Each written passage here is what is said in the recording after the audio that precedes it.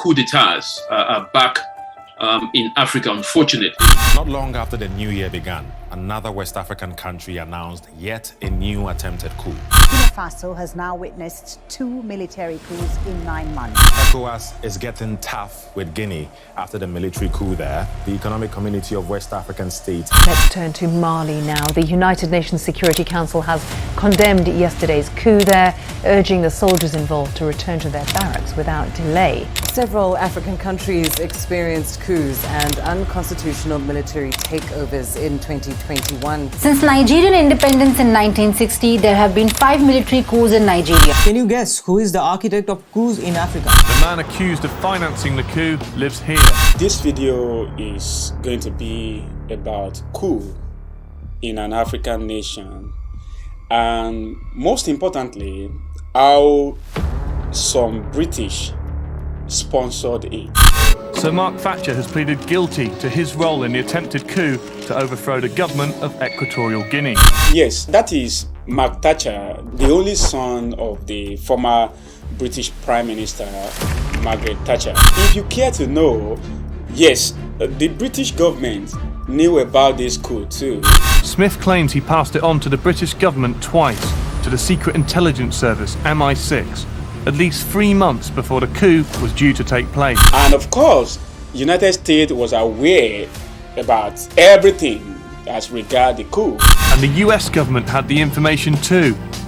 Smith sent them a detailed memo. That's when I said, you mean the CIA? Yes, untraceable. Now, let's get into the story.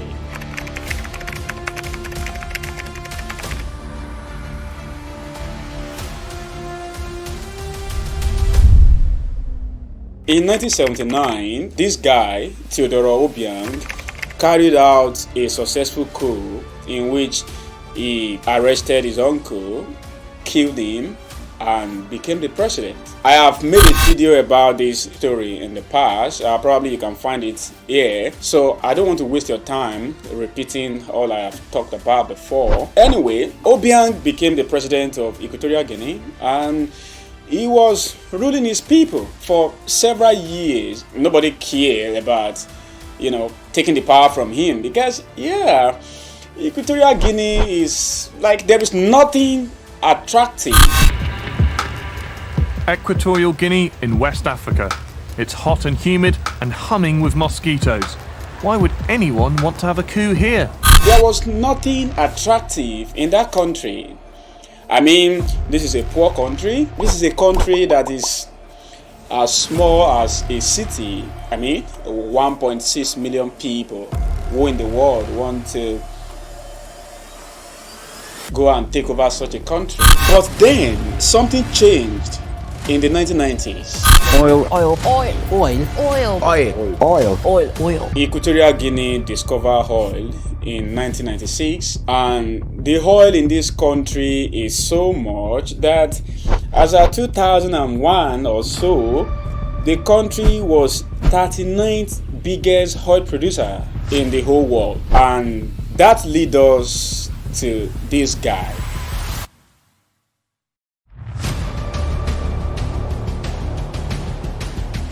This is Eli Kali. Eli Kali was a British guy, actually Lebanese British, and he happened to be one of the richest people in Britain. He was having a net worth of around £350 million, according to his Wikipedia page. Khalid happened to know so much about oil business. He made millions and millions of dollars through the former military leader of Nigeria, that is Sani Abacha. He was involved with the French state oil company, Aquantin, and who know how to call it, and many other companies that has to do with oil. So this guy knows so much about oil business. Because Kali knew so much about oil business, he saw Equatorial Guinea as a cash cow. If he could find a way to install somebody that is going to be loyal to him as the president in Equatorial Guinea, that was going to give him a whole lot of opportunity to take over the oil in the country. We all wanted access to Equatorial Guinea's oil, and that he, Khalil, was prepared to do whatever was necessary to bring Moto to power on the assumption that having done that, Moto would return the favor.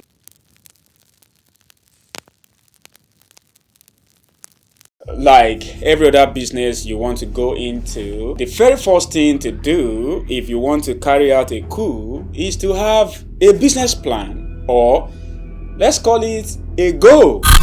In July 2003, a blueprint for the coup was drawn up, headed Assisted Regime Change. And other documents we've obtained reveal a plan to obtain extraordinary rights and powers over the country, controlling the military, the treasury, the oil revenues, and even external relations with countries like the United States. With the business plan on the table, the next thing you want to do is to look for different people with the expertise that can help you to achieve your goal. The very first man Elikali needed was this guy. This is Simon Mann. Simon Mann happened to be a 50-year-old British soldier. Mann was an experienced soldier. He had a security company and he had been involved with many civil war in Africa, acting as mercenary. Simon Mann was so good with what he did that, according to him, he was invited or he was asked to help to start the Iraq war. Anyway, the duty of Mann in this coup was pretty simple. He will be responsible for organizing men that will carry out the coup. He will be responsible for getting them the weapon, and he will be responsible for training those men. Some training. Over a 4-day period, they went to a remote property at Walkerville on the outskirts of Johannesburg to practice house penetrations and shooting exercises for the coup. Their fee for taking part was to be $3,000 each.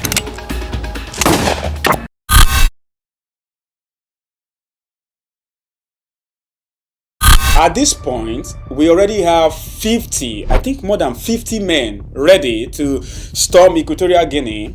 Remember, I told you it's a very small country. 50 men can do the job. Storm the country and take over the power. But we need somebody to act as an insider. So for that, we are going to use this guy. We are going to send him to Equatorial Guinea. We are going to give him $1 million. He is going to pretend to want to start a business. Several months before the coup, Mann gave Dutoy $1 million to move to Equatorial Guinea to set up an aviation and fishing business. Dutoy was to be the man on the inside. He's going to pretend to be starting a business in Equatorial Guinea. While doing that, he will feel the temperature for us, work very close to the military to study, their strengths and their weaknesses, have relationship with citizens of that country. If possible, move close to government and try to understand everything about this small country so that we can have real information on how to successfully storm the country and take over the power. At this point, we have the master planner, we have the warlord, we have the weapons, we have the coup soldiers, and we have the insider. But still, we still need something, and that is plane. A plane that will carry our men into that country. And for that, we are going to turn to Mark Thatcher. They also needed a helicopter they could convert to a gunship. The financier of that, Sir Mark Thatcher. Oh, all this why I have not told you that the entire plan was to install this guy as the president of Equatorial Guinea. Yes, this is the #1 opposition of the current government in Equatorial Guinea. His name, Severo Moto, whichever they pronounce that, I don't know. Anyway, the plan was to carry out the coup, get this guy from Spain, which, by the way, he was in exile in Spain. Then he becomes the president. And at this point, everything is ready. Like, everything we need to carry out the coup is ready. So the next thing should be to storm the country and take the power, right? No. You see, it is almost impossible for you or anyone to carry out a successful coup in any country that United States has interest in. Equatorial Guinea happens to be one of those countries. Why? They have oil. So if you really want to carry out a coup in a country that United States has interest in, you will do yourself a favor by informing the US and get their blessing, because without their blessing, CIA is most likely already aware of your plans. So what we are going to do next is to go to Washington DC and ask for their blessing. Equatorial Guinea being such a strategically important country, governments around the world were eyeing the prize. So if Simon Mann & Co were to get Moto in power, they would need to have the tacit approval of the big players. And number one on the list, Washington DC. In Equatorial Guinea, Nick Dutoy would be waiting with 15 men to meet them. In the early hours, Dutoy and his team would seize the airport's control tower and change the radio frequency so they could guide their plane in.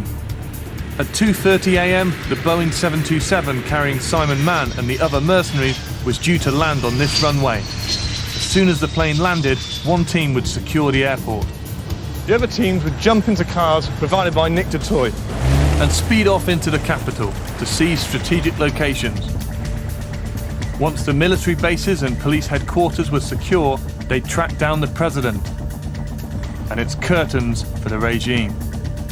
By the time everyone woke in the morning, the coup would be over.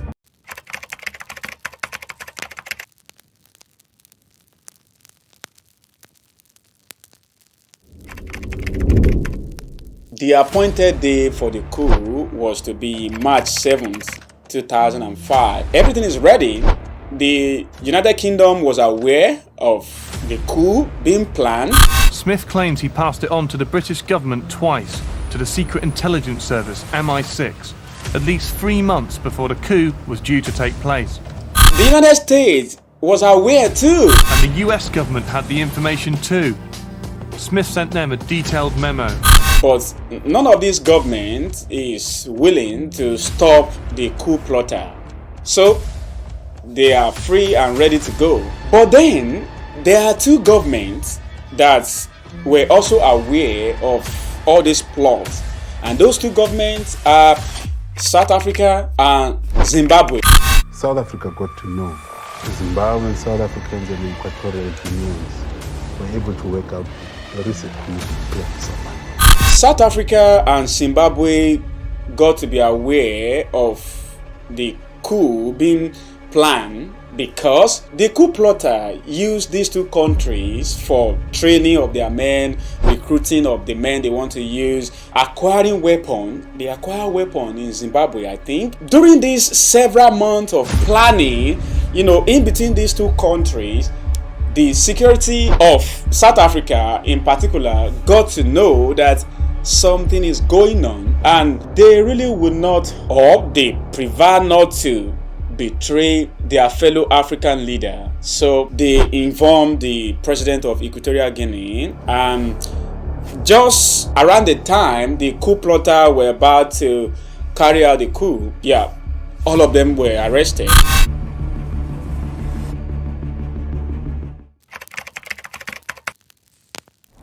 Like every other crime in our world, when the coup plotter were arrested, some of the criminals got as much as 30 years in prison. I think one guy got 34, while some got less prison time. But unfortunately, or rather fortunately for Mark Thatcher's family, he was able to escape without much punishment. The only thing he got was a fine, and that was because he claimed that when he sent money to this coup plotter, he was not aware they wanted to use the plane for coup, which, by the way, that was a lie, because all other criminals that were involved in this coup actually confessed that he was part of their meetings and he was part of the planning, and everybody in the meeting and planning knew what they were doing. Trouser Stale, the pilot of one of the planes to be used in the coup, told his brother Piet about Thatcher's involvement.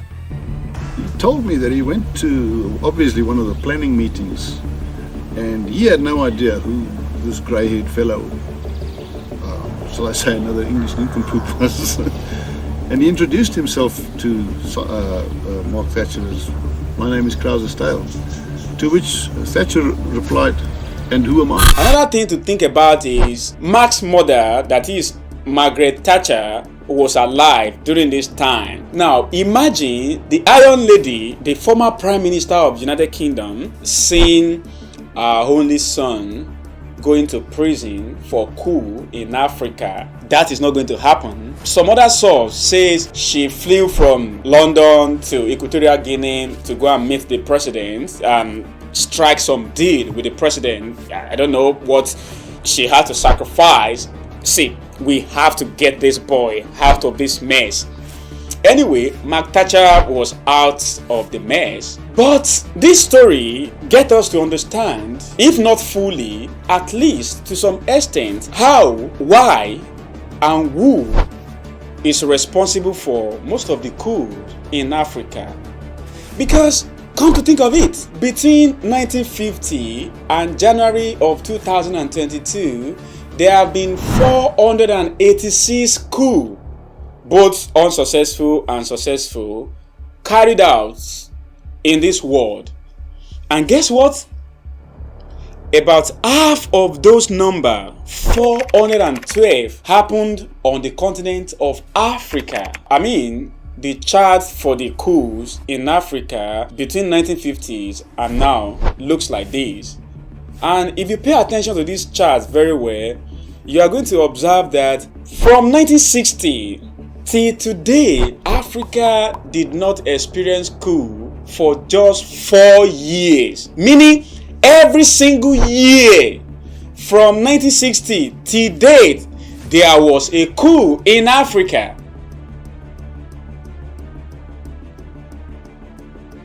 So if you are wondering why, now you probably have some idea into why. It is simple. There are some resources in Africa, and some people from the West have interest in those resources. And maybe the leader of that country is not cooperating with them right now. Then they are going to use somebody, usually the member of opposition. Then they have a meeting with him. Hey, we are going to carry out a coup, and we are going to install you as the president of your country, and this is the term and condition. And because this guy is selfish and he wants power, he is going to agree, and the entire coup on the continent of Africa is going to be carried out by a group of people who are Americans or British or Canadian. Honestly, I don't know. Maybe this ugly trend is ever going to come to an end, but we can only hope that we find a way, which I don't know. If you have any idea, let me know in the comments. We can only hope that we find a way to stop having this yearly non-stop Western coup in Africa.